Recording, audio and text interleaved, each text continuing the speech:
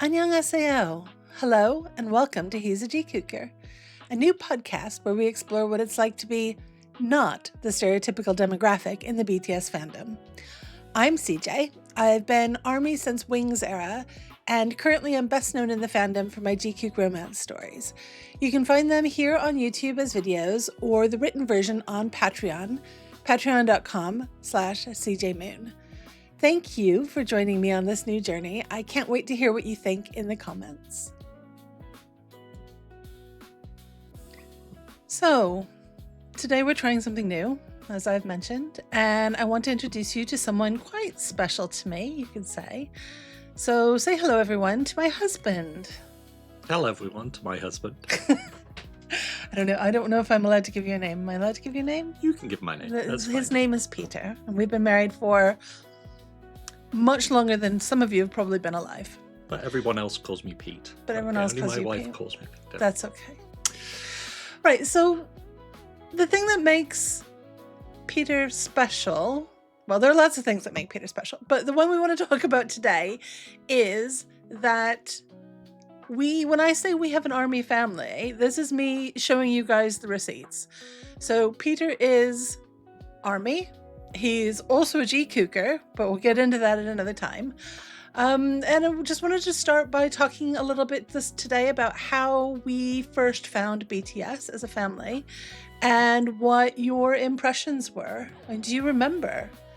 What do you remember about that first day when I'm like, oh my God, come watch this? I remember I came home from work. I think you had the day off or something. Probably. And you were like, oh, okay. Well, guess what? I was looking for anime theme tunes today. And I was like, okay, because we've been watching like Black Butler and anime along that way. And I was like, okay. And you were like, so you've got to see this. You've got to see this. And you were so excited. So I was like, right, okay. So we sat down together and you put on a BTS video. Now, I didn't know anything about BTS at the time. And I think the video was Idol. No, this is way not? before Idol. It was Blood, Sweat, and Tears. Oh, Blood, Sweat, and Tears. Of course it was.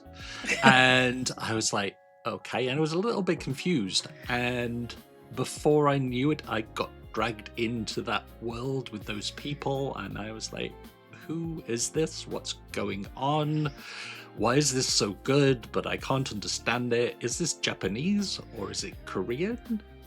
And you had already a lot of information. Oh yeah, I'd already gone down the rabbit hole while you were still at work. Yeah. Definitely. And I was just blown away. And we watched, I think, that same video like 4 or 5 times in a row. And then we went off and watched others. And probably stopping to make dinner in between, but maybe. maybe or maybe not. We might have got a takeaway that night. I don't remember. Did you have, other than anime theme songs, did we really have any exposure to, I don't think we had any exposure to K-pop really at that point, other than I had someone who I'd known from a previous online game who was a fan of that girl group that we'll just call Color, because I think you guys know my feelings about them. So we'd never seen anything of this caliber at all. I'd never seen any K-pop before. I don't think ever heard any K-pop before. I used to listen to the radio quite a lot at the time, but K-pop wasn't a big worldwide thing at that point, so they didn't play it on the radio. No, definitely not. So I didn't have any exposure other than anime theme tunes. It was a really interesting place to start. I mean, do you remember when we went from there thinking, okay, well, if there's something to this K-pop, is there more? I remember, I think we were stuck in BTS land for quite a while, and not like I'm complaining, it's a very nice place to be, and we just went back over their past history and looked for everything we could possibly find. I mean, we eventually got into other groups. I think the first one we turned up was Mamamoo. Probably. It was probably because we were doing it on YouTube, so I get the feeling it probably went onto a Mamamoo video. And we ended up going down that rabbit hole as well. And now, you know, well, how can we not? What's that? Yeah. Solar. Okay, well, there we go. Saying that, having said that, Hwasa isn't actually my bias from Mamamoo, but talk to me. So, put the receipts out there. So, who's your bias? My bias is the incredibly handsome and broad-shouldered Jin. Yeah. Bias Rucker? Depends on the day. Yeah, doesn't it all? Yeah. Probably Sugar at the moment. Yeah? Yeah, I definitely have such big a soft spot for yeah. me. Gosh, I can't believe he just come out, he's donated even more money to the children's hospital as well. He's incredible. Really, really, really incredible. I mean, talented, but just, I think that's something that sets BTS apart is from so many other groups is just the how incredible they are as people as well. So when we'll go back to again then that for those first couple of days, because the idea here is we're going to talk about the beginning. So we watched, I don't know how many. I remember that some of the first ones were definitely the older hip hop videos, and then we went down the whole. Okay, but who are they? Who are they? Who's who? Can we tell them all apart? Because they keep changing their hair colors and they're moving way too fast. What do you remember about your first impressions of trying to tell who was who? Who did you recognize consistently first? And talk me through that. Probably the first person I learned to recognize was Namjoon, because he was always very unique in his style and his presentation, and he stood out. Namjoon and the Six Bangtans for a while. Yeah. I think that we're not the only ones who. That's where we were. Let us know in the comments, but I'm guessing we're not the only ones who've gone through that first, recognizing him first. And then slowly the others came round. I think we started playing a game of, okay, these are the distinguishing features, like the little mole underneath Koo's lip, and Jin shoulders, and we became more and more used to seeing them. And now I look and go, how could I ever not tell them all apart?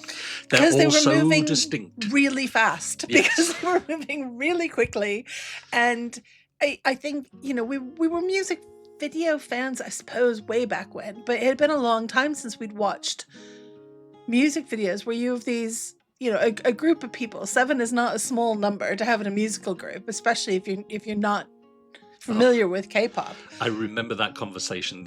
Okay, so how many of them are there? And it's like 7, and I'm like, I'm never going to remember 7 names. Being, used to, I can vaguely name 4 of the 5 members of Take That. Are there 5? Why did I think there were only 4? I think there are 5, or were 5. There were 5, yeah. Well, yeah. Fair enough. But yeah, it's the fact that there were so many, and they were you easily distracted by the choreo and just the choreo moves, and then not just changing their entire look and their entire visual from one video to the next, but within a video. The idea that they could have different colors of hair within the span of 3 minutes. It did make it easy. No, I mean, it's like that's Jimin, but I can't be Jimin because he had dark hair before and now he's got blonde hair, and we very quickly learned. But blonde Jimin is a natural color. Yes, it definitely is. Clearly. There we go. At least we agree on that. Yeah. So when did you know you were hooked? When did you know you were completely hooked and that was it? I think the moment I knew I was really hooked is I went out to the car one morning on the way to work, and I put BTS on in the car because I was like, what am I going to listen to? Without me there. Yeah. And I was just like, that's the moment. It's like when you go, actually, I'm going to put it on myself. And I started listening to the CDs that we made and in the car just on my own, and that's I think the moment. Fair enough. I don't think that was because streaming services didn't exist, though they clearly weren't as popular back then. We're talking about going back to late 2016, early 2017. So Blood, Sweat and Tears was our first music video, so we're Wings era here coming at it. But more that our car at the time didn't have an ability to play streaming music in it, so it was the old shiny coaster discs. Yes, we had no Bluetooth. Yeah, no Bluetooth or anything. So now, I was going to say, your bias hasn't changed. Here we are, going however many years, 20 2025 minus Wings era, and your bias hasn't changed in all that time, has it?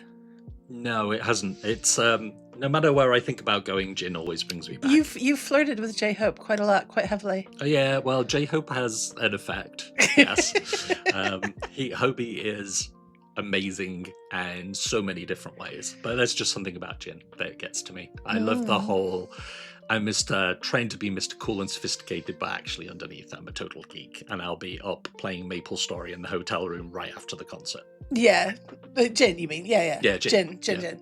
Yeah, no, Jin, very quite the introvert in a lot of ways. So we've talked about Namjoon, and you're out for Namjoon, and Jin for Suga, and J-Hope. We've touched on Jimin a bit. But talk to me about Tae. Talk to me about Taehyung. I love Tae's voice. I really think his voice is so gorgeous in so many ways, and silky, sultry. The solos that he does are incredible. He is talented. Obviously, he's an actor as well. He has his own life and his own way about him. I think in some ways he's the most Western of the artists in the way that he presents himself and the way that he lives his life. Interesting. Yeah. You see the photo on Instagram, him out at clubs, he'll put up him. And the others don't do that so much. But Tae is very much, I'm doing some modeling, I'm out at the club, I'm having a few drinks. So he is very Western to me in the way that he presents himself. That makes sense. And when Tae's album, his solo album, first came out, I was quite excited because we listen to a lot of jazz at home. We listen to jazz when we're cooking dinner. We listen to jazz when we're, working, because when both of us work from home, having something with lyrics doesn't work for me writing or for Peter coding. That's not, I can't have more words in my head when I'm trying to get words out on a page. So yeah, so there's Tae. Now, Jimin and Jungkook. Yes. Talk to me about our golden magnate here. The amazing flying Jungkook. The amazing flying. Him at Wembley. We did. And that was Koo is fantastic. I love his. Apart from his looks, I love his the way that he can go from being Mr. Smooth and Sophisticated to just so down to earth, to geeky, to caring, to off doing the washing or having multiple mattresses in his house. The sexiest thing about Jungkook is the fact that he loves doing laundry. That's it. That's it. He cooks as well, and that's great. But the laundry thing, chef's kiss. I do enjoy it when he's cooking and kind of humming or singing at the same time. Oh yeah, definitely. It is just so wonderful. It's domestic. Very normal. It is domestic. Yeah, great word for it, domestic. But I love a bit of domestic fluff. Definitely. Right. Well, I think we're gonna wrap it up here. We're not sure how you guys are gonna feel about this, but I'm really grateful, obviously, to my adoring husband for coming on and talking to you guys through it, because I know I've said over and over that we're Army family, but I'm not sure how many people really believe that. So this is me putting up the receipts and going, here you are. So we're going to be back with another episode, because we haven't even started to touch on what it's like going to real life events and being one of the few men there. We haven't started talking about how you feel about Jikook, because I know you've got strong feelings about Jikook. I do. So there's a lot more to come. So I hope you guys enjoyed this. Let me know. Let us know in the comments. Of course, please like and subscribe. Subscribe. Ring that bell. Do it now. Don't leave it till later. Don't think I'll do it after the next one. Just click it now. It's easy. Who's the YouTuber here? Actually, it's not me either, really, is it? I keep saying I'm a writer. I'm not a YouTuber. I'm a writer. Speaking of which, if you want to read some of my stories in the written form, please go to patreon.com/CJMoon. All my stories, the written version of all my stories, live there now. And they're amazing. You should go read them. Do it now. Thank you. I didn't even have to pay him for this. Amazing. You can come back and be my guest anytime. Oh, thank you. Right, guys, we'll be back again soon. Thank you so much for listening. Thank you always for all your support. I love you. I purple you. Sarange. Goodbye.